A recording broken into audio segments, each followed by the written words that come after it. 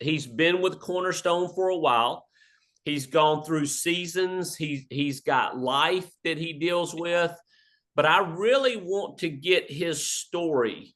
I want to do twofold. I want to get his story somewhat so you'll get to know who he is and the gem that he is. But I also want to dive into like in this resurgence. And I want to say over the last couple of months, probably been a little bit longer than that, but I want to talk about his resurgence. I want to talk about, we talk about different lead types and how lead types have stories attached to it. So I want to talk to him about ethos leads and how he's using that. And I do want to teach on that just a little bit, because if you're an agent and you're learning the process, okay, I don't think ethos leads are going to be like the lead source for brand new people at all.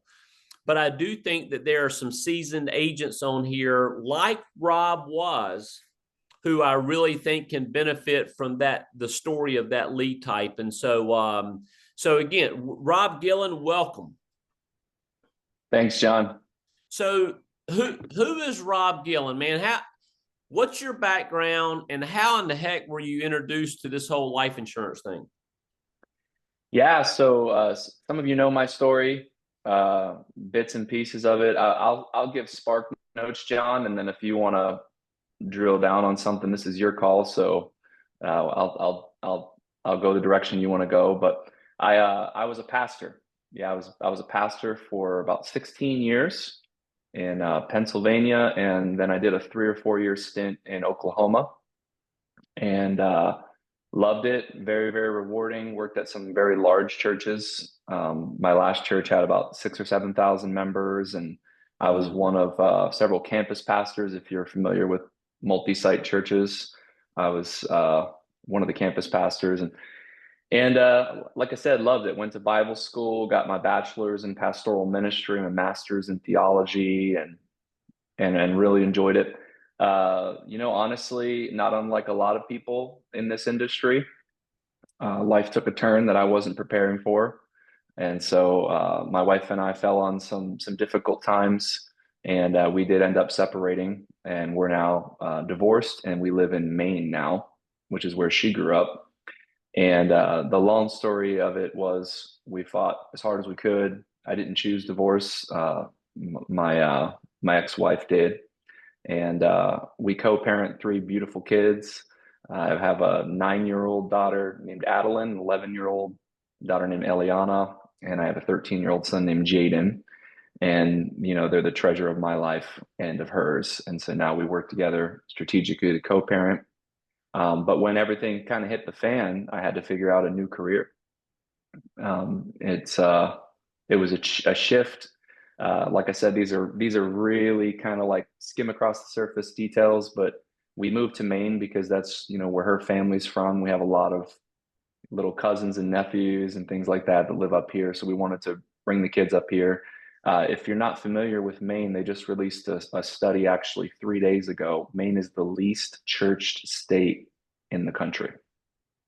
Wow. Less than 10% of people attend church in Maine, and so it's the forefront of the unreached.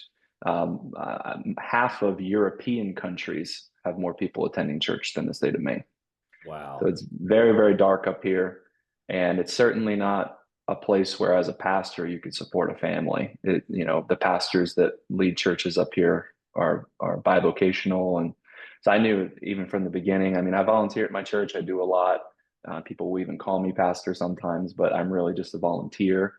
I don't really get any revenue from that anymore. Instead, John, you asked how I get into this. I went on ZipRecruiter, Googled, hey, how can you have your own schedule, flexibility, because I knew I was going to have some visitation times with my kids and things, and I didn't know what that looked like. And so what could I do as kind of like an in-between job, quote unquote, and what would pay well. So insurance was it.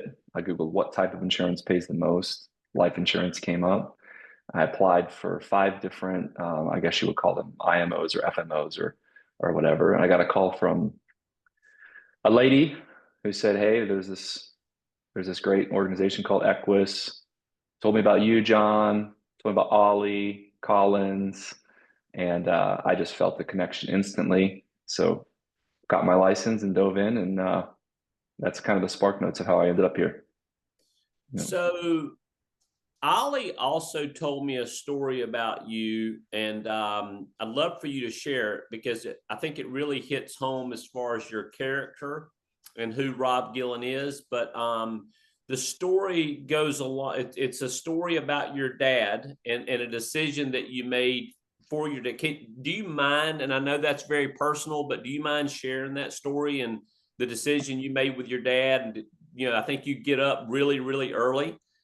Um, Yeah, so yeah, no, I don't mind sharing that at all. My mom had a heart attack. She was 63 years old. This was in late summer 2022.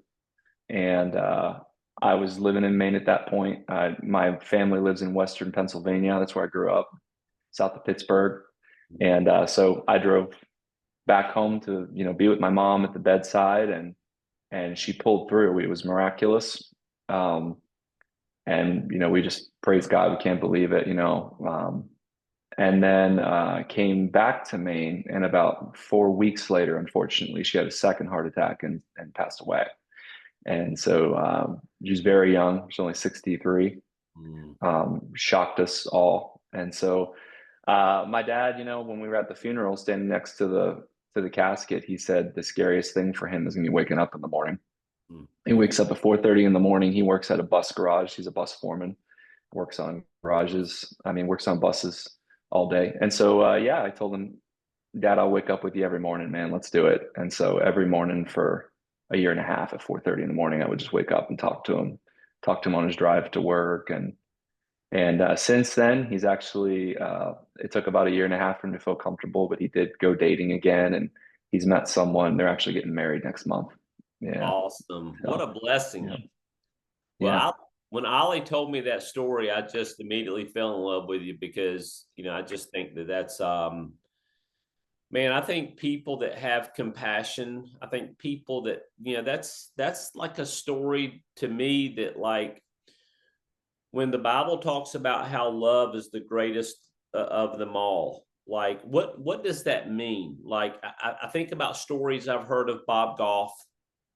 I think one of my favorite books is Love Does. I love it. But that was like when Ollie told me that story, it was like that's like a story that like out of the book Love Does. Like Mhm. that's really love in action right there. So I don't think prior to that you got up at 4:30 in the morning. So um No.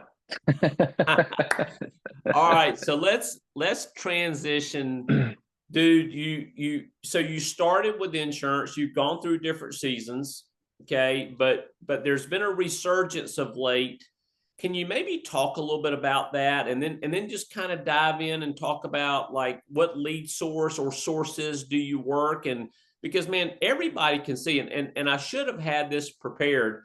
I'll actually maybe have JK2 pull it up and I'll post it on GroupMe. But like if we posted your numbers for the last couple of months, I just think that people would look at that and go, okay, I can learn from this guy. So talk a little bit about that resurgence. Yeah, well, I'll jump in and say this, John. I'm being, this isn't false modesty or fake humility. I mean it. I really feel embarrassed to even really talk like that because I don't feel that way. I actually feel an amateur. I feel like I've made tons of mistakes. And I think a resurgence is a great way to explain it because I'm looking at Casey Gregory right now and I'm like, and JK2 and, Claudia Matthew. And I'm like, these people are the people I look up to. We were in the group me and, Lisa Kurtz said, man, you're smoking me this week or something like that. And I said, I'm chasing Casey Gregory. And then Yeah. Derek Owazie said, we're all chasing Casey. So I had a couple good weeks, but Lisa and I were on the phone a couple days ago talking about debt free for life referrals, and she was coaching me on how to do that, which was extremely helpful. If anyone needs help, you should talk to Lisa. That really untied a bunch of knots mentally for me with debt free for life referrals, talking to Lisa. But I told her, I said, I feel like I have worked really hard. And I'll talk about the one thing I think that has changed for me. But I also think I'm just getting really lucky. I mean, really lucky. I've gotten a couple clients that have just taken a liking to me. One lady referred 9 people to me, literally, in the last, 2 to 3 months, and you can't make that stuff up. I mean, there's sometimes, yeah, I'm getting better at getting referrals, but you can't, you know, you can't, you can't just, find those people. That I think they show up, and you just thank God for them because you're like, man, I can't believe it, So I feel like I've gotten really lucky. But I think the big thing that's changed, John, is that I've been in this industry long enough that I've felt the pain of not being able to get the things I want for my kids. I felt the pain of looking at homes and being like, man, I can't afford that house. I can only afford this kind of home.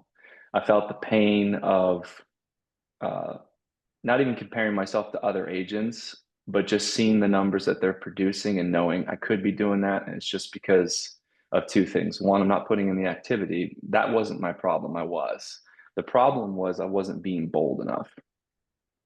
That's really the biggest breakthrough in the last 2 months. I've started just saying I don't really care anymore about rejection. I don't care about the no's. The no's don't matter. No's are just the pavement that I have to walk to get to the yes. And so I'm asking for referrals now. I'm following up tenaciously. The quote that keeps ringing in my head is the fortune is in the follow up. So I will chase you. I walked around. I took a picture of this. I sent this to Justin Lay and Chris Bittinger. The three of us have been hanging out a lot lately. Those guys are awesome and really encouraging one another, getting on dial sessions together. But I showed them a picture, and I'll probably drop this in the group me. It was a client that was a big case. It was a 600 and it was $674 a month, and it's for a 2 million 10-year term. He has some complicated diabetes, and I just couldn't get him to make the final call. And so I printed out the paper. I literally wrote out exactly what I would say to him when he called me back. I had the numbers already typed out, and I never left that paper. It was with me at all times. I went to the gym, I put it in my locker. When I was driving anywhere, it was laying on the passenger seat. If he called, I was going to close it no matter what, and I wasn't going to take no for an answer. And so he did. He finally called me. It was at 7:30 at night. I jumped on and I said, Eric, listen, I know we were applying for that 2 million 25-year term. You got rated. It happens to a lot of Americans. But let me tell you, man, I know that you told me you wanted that 2 million. You were going to pay $734 a month for it. Now, this man's a millionaire, by the way. So he has ample money. He owns a large development company. It's worth over $10 million. He just wanted liquid assets to be available. If he were to pass, he wanted his wife to have instant millions of dollars. So he can't afford it. There's nothing unethical about that price range for this unique client. And so I said, hey, you were going to pay $70.34 a month. That was for 25 years. Here's what I'm seeing. How much weight have you lost in the last year? He said, I lost 40 pounds, man. I said, heck yeah, you did. That A1C that was at 11, what's it at now? He said, it's at 8.3. I said, what are the chances that you're going to lose some more weight and that A1C is going to continue to come down? And he said, it's coming down. I said, well, why don't we do this? Instead of going after a 2 million 25-year term, why don't we do a 2 million 10-year term? You were comfortable paying 734. Now you're only going to pay 674. It's $50 less. And here's the thing, I'm not going anywhere. We're going to reapply next year. We'll apply the year after that. That health's going to improve. That A1C is coming down. We're going to get you that coverage. But God forbid something happens next year. Yes. We're not going to play games. Let's lock this in. And I remember him telling me, yes, that makes perfect sense to me. Julie's sitting next to me at the kitchen table. She's nodding. And if she's nodding, we're going to do it. And so, yeah, go ahead and give them the green light. We're going to do it. And that's just the kind of stuff that's in my head now, John. Like I'll chase you. I'll chase you anywhere. Because... the thing is desire always finds a way. And what you're a perfect example of, Rob, the whole, I'm not going to take no for an answer. The whole, like I'm becoming more bold, or I became more bold. What you're talking about, two things. You're talking about what if I were to put a definition of going all in. When I beg our agents, go all in, make a commitment, go all in. You're the picture of that. That's what happens from that. All of a sudden, there's no plan B. You're going forward. You're dream driven. You're results driven. Okay, I'll start saying that more than dream driven. You're results driven, Yeah. because everybody's dreams are different. But I'm just telling you what, man, when there's a certain result that you have to achieve or bust, that's when you're on the way to getting them. I did a great post yesterday about Matthew McConaughey, and I love the actual video. But what I wanted people to see was, and again, this wasn't in the video, okay? But most likely, when Matthew McConaughey talks about the book, The Greatest Salesman of the World, and the 10 Scrolls and how it changed his life, now all of a sudden, some years later, he's probably the most famous actor there is out there. I also didn't feel like any lady would be offended that I posted him on Mother's Day, right? And so, but it's like, so Matthew McConaughey is talking about the magic and writing stuff down, right? Where did he get that? Like, okay, so kind of jumped off track there, but going back to you, Rob, I can't tell you when I started thinking in terms of how do I get this done? When I started thinking in terms of being bold for my clients, I would dare say, Rob, that your desire and your preparedness, your thought, man, I think that you caused him to call you.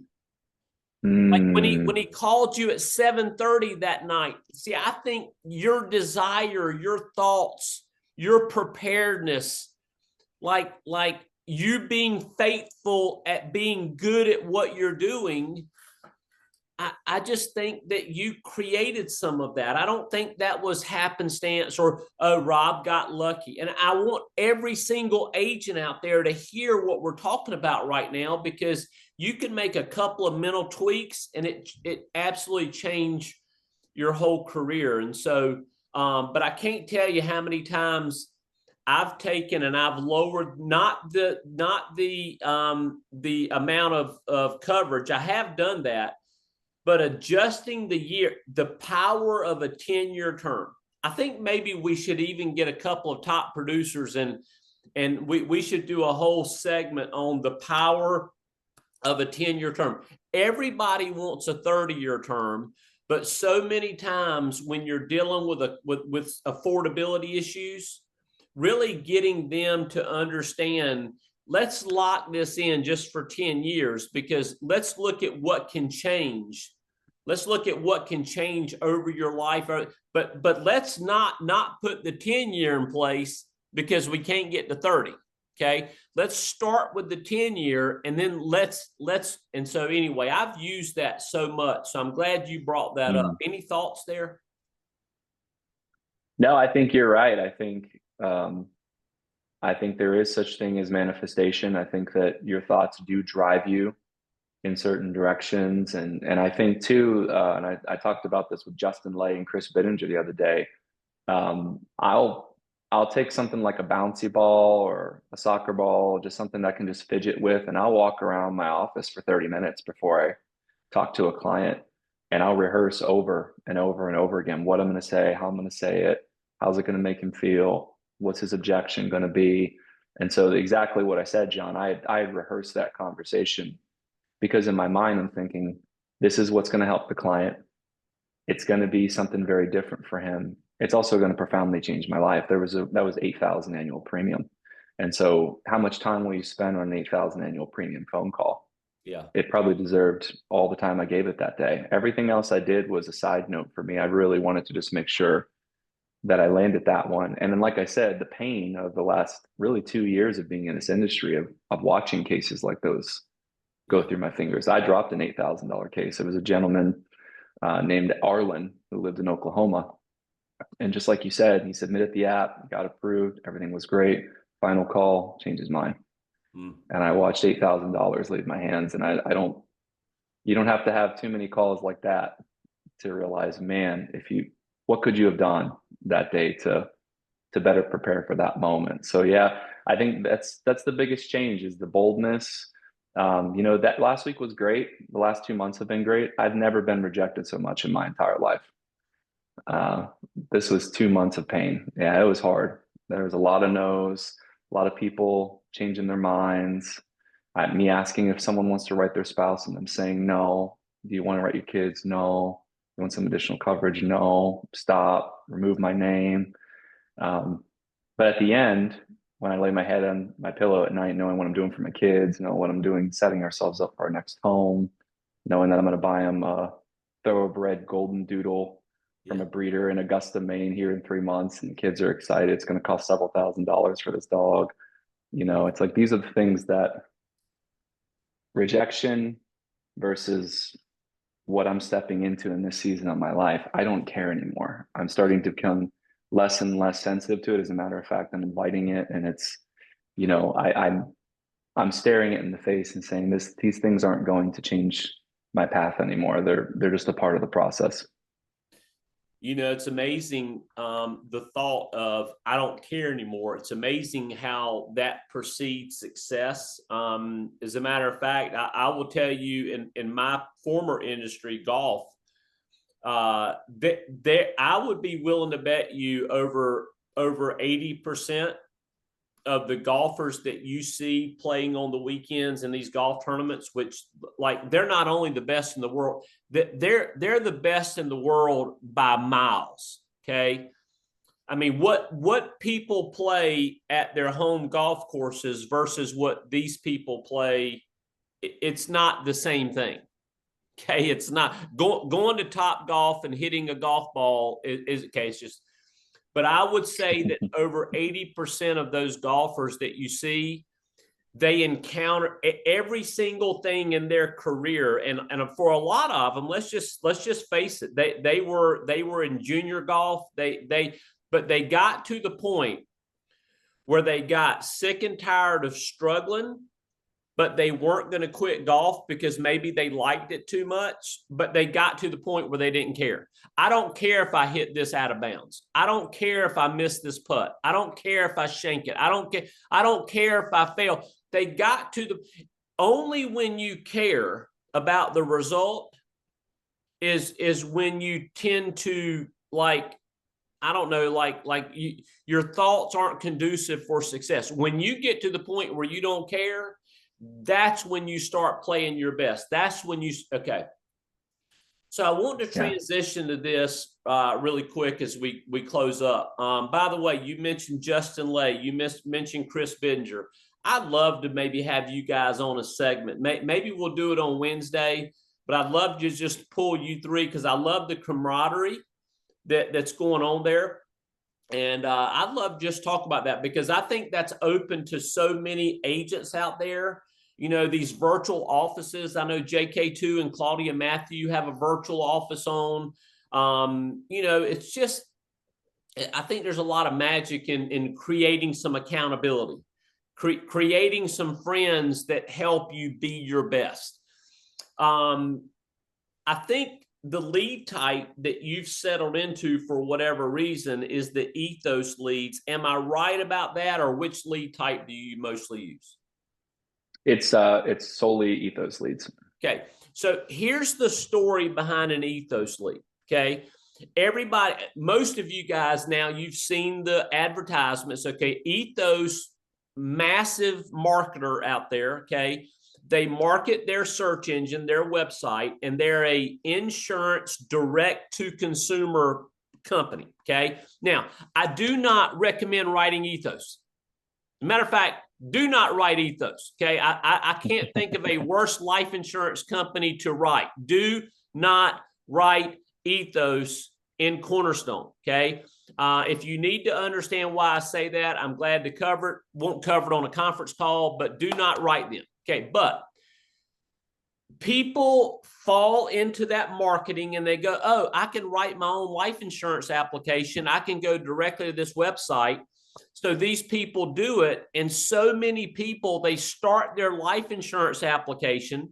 They even get to the point where they put their Social Security and bank information in there, but for whatever reason, they don't complete it. Okay. We have access to those leads called ethos leads. So these are people, pros and cons. Pro is these are people that they're buyers that they want life insurance. Okay. The con is that they haven't filled out anything and recommended a call. So when you call them, it's not that they have like they've asked for you to call them. So I think that you need to acknowledge that. And I think that there are strength and boldness that you can actually take that person and you can get them to go, okay, so there was something that you wanted to accomplish. I'm local to you, or I'm a licensed agent, licensed to do business in your state. I can help you walk through getting what you want. So as we close down today, Rob, I'd love to hear you talk about your mindset behind that lead type. Why do you like it so much? And how have you made that successful? Yeah, I really just stumbled upon it late last year. I bought about $2,500 worth of them, age ethos leads back in January, and I've just been working through them. They're all months old. The reason why I like them, John, is because really the stuff you just said, they were there to buy. They were there for life insurance. So it's very straightforward. They also are looking for a quick and convenient process.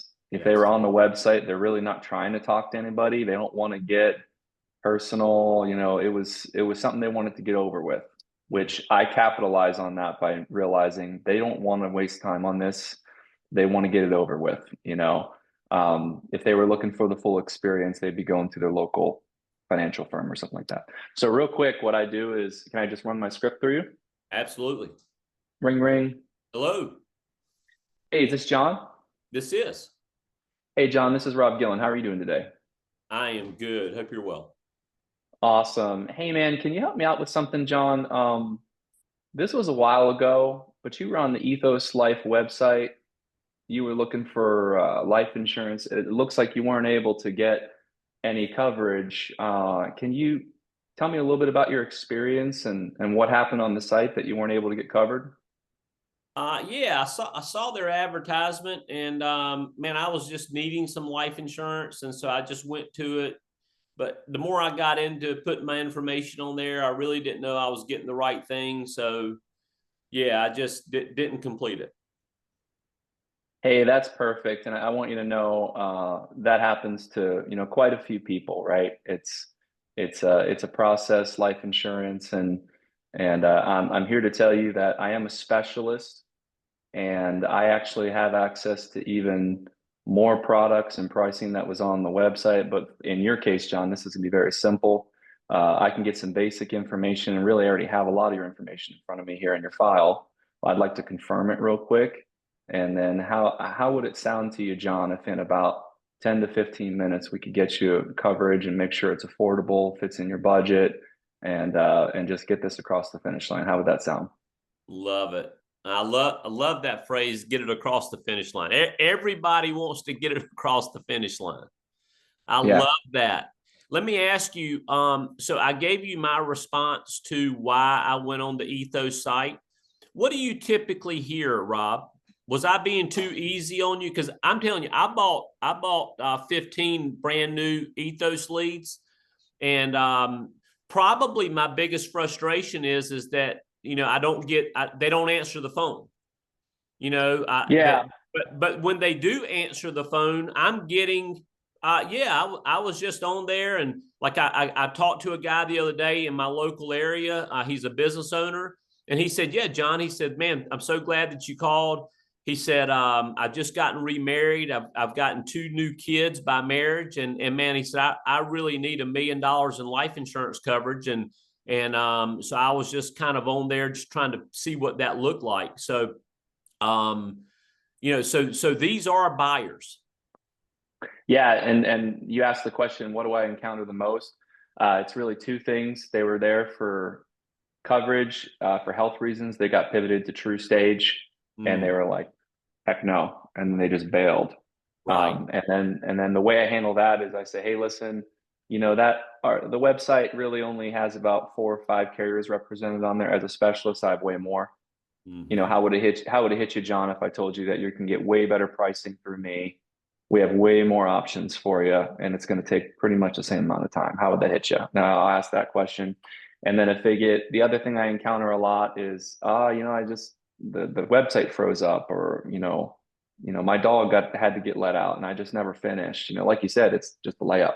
They're not, they just never did it. I mean, I think one of the things you realize, John, in this industry is how incredibly there's a lack of urgency when it comes to life insurance. People aren't desperately trying to do it.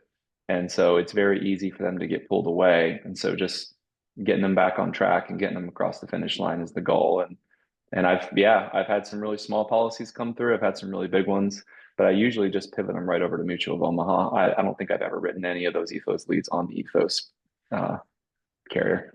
Exactly, exactly. And that's the thing that I want people to know, that if you do venture out and you start to work some of the Ethos leads, let's work on your understanding of that lead so that you can create your perfect phone script.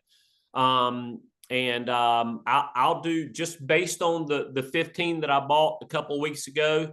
I'm going to do my phone script. Now, I bought these. I chose to buy these in my local area.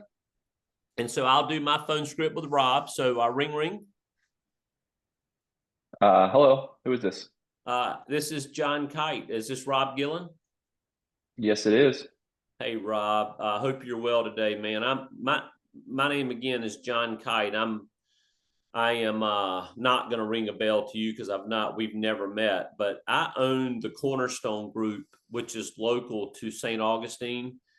And I got your information from an insurance partner of mine named Ethos. You had gone on, and for whatever reason, you started a life insurance application, and for whatever reason, didn't complete it.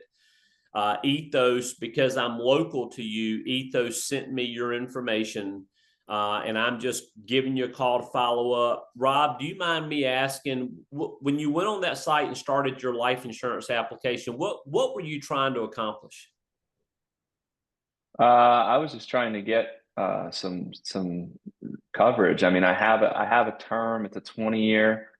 I know it's running out here probably next May, and I just figured, I saw their advertisement, thought, oh crap, I gotta renew it. But then, I looked at some of the pricing, and I was gonna go talk to my wife about it, but I never did. And yeah, so we just didn't end up doing it. Love it. Love it. And I love that about the term coming to an end, because I made phone calls. I love making dials on Friday afternoon. I love late afternoon Friday calls. And I got this couple, and she's the breadwinner, and she went on the site to fill out her own application. And she said the reason she did that is because she's got a term policy that actually is coming up, and she said in 6 months. And so I've got an Mhm. appointment with her tonight. So my message there, a little different than Rob's, but kind of very similar. And that is, listen, so I'm a broker. I have access to a lot of the top A-rated companies out there. I think Ethos is a great idea. But what I find in a lot of people that start a life insurance application and didn't complete it is there is a human element to wanting to make sure that you're putting the right coverage in place with the right carrier, because everybody's health situation is a little different, and every life insurance company, if you don't know this, it's really good that you do, but every life insurance company looks at health issues a little differently. There's not a one size fits all. So if you're okay with it, I'd love to get to work on this for you. And now I'm going to use and help you get across the finish line. I've never used that, so I've got to give Rob Gillen credit, but that's going in. See how quick I put that in my memory bank there. So if you don't mind, I'm going to go to work for you and get this done. Is that okay? So that's typically what I do in my script there, Rob. Any questions? Or Rob, you take us across the finish line. Any last thoughts that you want to share with Cornerstone? I would just say that I have a lot of regrets over the last 2 years being in this industry. I wish I would have got way more intentional a long time ago. I wish I would have gotten way more bold. I wish I would have spent a lot more time. I don't know if he's on the call. Is Dave Hartman on the call? I hope Diver he's still Dave, on the is Dave call. out there? Yeah, he's still on there. I see his picture. Dave has mentored me. He has mentored me a ton. The carriers I write with are because of Dave. Um, the way that I, close is because of Dave.